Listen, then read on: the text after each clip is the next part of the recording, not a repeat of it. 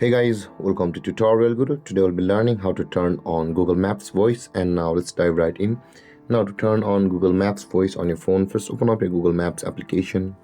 And after opening your Google Maps application, guys, on this interface, at the top right corner of the screen you can see there is a profile picture icon available for us. Tap on your profile picture icon at the top right corner of the screen. And when this interface appears, you can see the settings option available for us just below your data in Maps. Tap on settings, and on this interface scroll down to the bottom of the screen and you will find the navigation settings over here. Tap on the navigation settings option over here, and over here you can find the sound and voice option of the Google Maps, where you can see the guidance volume as well as the muted state. Now in order to turn on Google Maps voice, you can see either there is the alerts only or the unmuted button over here. If you want to turn on Google Maps permanently, then tap on the unmuted button over here. But if you want the Google Maps to give you only alerts, then tap on alerts. So I'll be just unmuting it and turning it on completely.